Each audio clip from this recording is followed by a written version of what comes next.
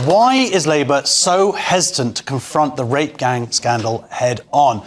They promised 5 local inquiries, but this week they flip-flopped into confirming how many there will be. After decades of silence, is this really about justice or about protecting reputations? Some have suggested the reason for this is concern over what a real investigation might uncover was going on for so many years in predominantly Labour-run areas. And why does it seem yet again as though the victims of mass sexual abuse come second when it comes to politics? I'm joined now by the editor of Spiked Online, Tom Slater. Welcome, Tom. Thank you. It was kind of shocking this week when Jess Phillips announced just before Parliament went into recess and made this announcement that actually this pitiful £5 million that was kind of a consolation prize from January, they weren't even going to do that. No, absolutely. I think the way in which it was announced tells you everything you need to know about Labour and the political class in general, their relationship with the survivors of this particular tragedy, how often they're just heaping one betrayal on another. This was snuck out, as you say, right before recess. These 5 localised inquiries were already seen as a bit of paltry, bit of an insulting measure to many victims who've been calling for a full national inquiry. So to then downgrade that even further, only Oldham is going to get its local inquiry. The rest will have what were deemed more flexible measures, i.e. even more toothless than what they were already going to have. And it really did feel like they were just trying to bury the news. And it came even just a few weeks after Tom Crowther, KC, who is going to lead the Oldham inquiry and was also originally tapped to basically help the government set up these local inquiries when there were going to be more than one. He had said he hadn't heard anything from the government. It got to the point where he actually approached the Home Office and said, can I be of any assistance? So given the fact that all of those announcements were only made in January, the fact that we're seeing a climb down just a few months later, I think has gone down, obviously and quite understandably, as yet another betrayal in 2 decades worth of them, as it is at this point. I mean, do you think that the government are going to learn? I mean, to be fair, there was no real inquiry under the Tories. I mean, they would sort of argue that there was, but it was a much wider scope. There hasn't been a specific inquiry on this particular, this travesty. And it feels like, obviously, it all kicked off after Elon Musk brought it to attention after Charlie Peter's here.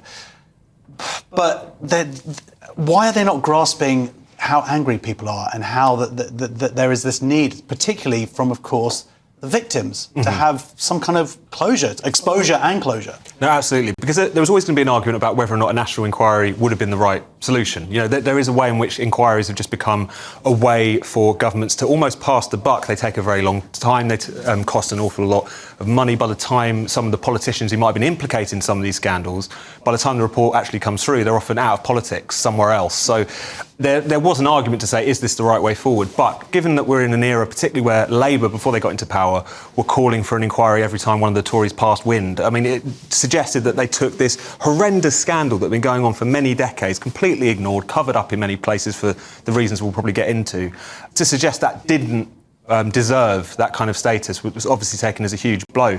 Even if they came up with something that sounded like a more powerful alternative, one of the things the last Tory government actually did do in this area, which is of some genuine use, is they set up this task force, which just recently made its 1,000th arrest on the grooming gangs scandal.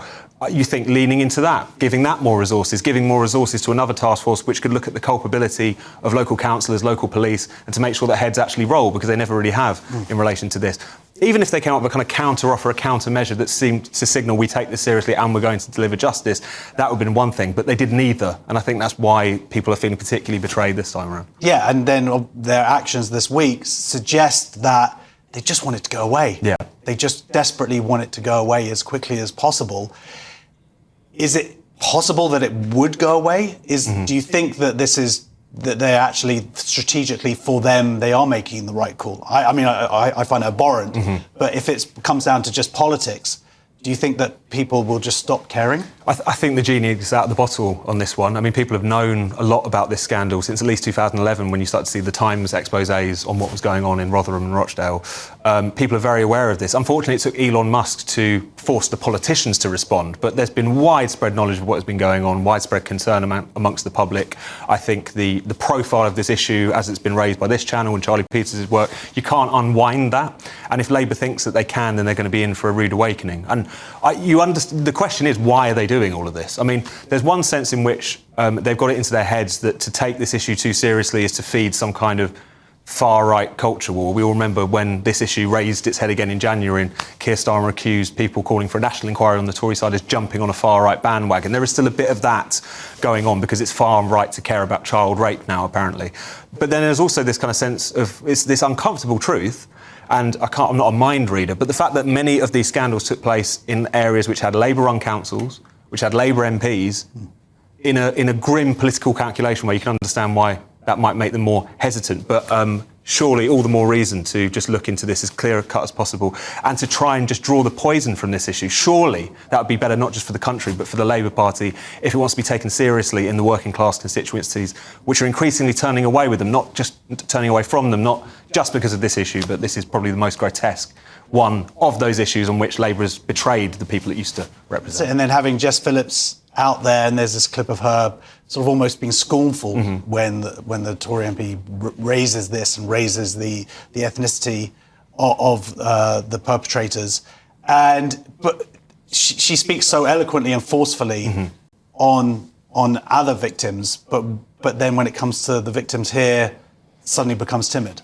Exactly. I think that is not just an over-reading of that particular exchange in Parliament. There are other points in Jess Phillips's career where her previous firm convictions, where it comes to violence against women and girls, seems to be moderated a little bit. I mean, there was the Cologne sex attacks on New Year's Eve a few years ago, and she appeared on Question Time shortly afterwards, and she said something which I don't think is unfair to say seemed to downplay them. She said that she likened it to the sort of heckling that would go on Birmingham Broad Street of a Saturday night. So you can't help but feel, and it's not just Jess Phillips, and it's not as if I think these people are bad people necessarily. It's that I think they're captured by an ideology which sorts crises and scandals like this on the kind of hierarchy of victimhood that we talk so often about. And because of the fact that in these cases, the ones that were covered up, it seems they were covered up because there was official nervousness about talking about the perpetrators, because they tended to be Pakistani Muslim, and the victims tended to be ignored because they were often very poor white girls who were dismissed by the police and the authorities as essentially child prostitutes. That because of all of this, there's a particular nervousness about talking about it, but you just can't help but get over it.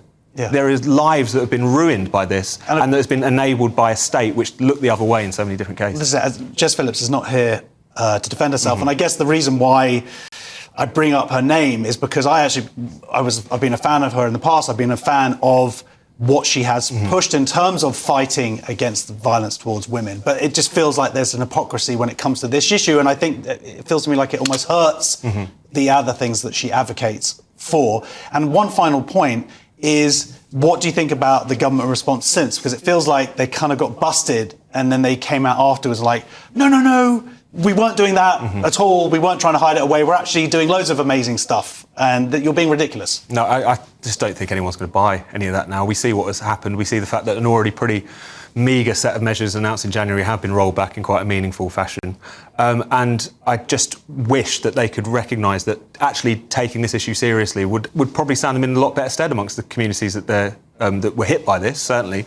But also, there's this implication, which you see come up in a lot of the commentary and kind of implied by some of Labour's discussion of it as well, which is to take the issue of Pakistani grooming gangs too seriously would somehow to alienate Pakistani Muslim voters in the inner cities, as if they're going to be personally offended that paedophiles are being locked up. What a horrendous conflation to make. What a horrendous smear to make on that section of society. So it's one of those things where I don't know, I understand why they're doing it, but I think it's incredibly ill thought through on the level of just morality, politics, but also supposedly meeting the goals that they want to, which is a genuinely harmonious society in which we can recognise where issues like this come up, deal with them precisely so that they don't fester and grow and cause more problems. Yeah, well, let's see if Labour are going to learn this. And thank you so much, Tom Slater, editor of Spiked. A Labour Party spokesman said the claims in this article are completely unfounded. The Labour government is providing major investment to tackle child sexual exploitation and abuse and to pursue truth and justice for victims of those most heinous crimes. We are funding new police investigations to reopen historic cases, and Baroness Casey is currently reviewing the nature, scale and characteristics of grooming gangs offending across the country, including the question ethnicity, and we won't hesitate to go further. Next on Free Speech Nation, ADF's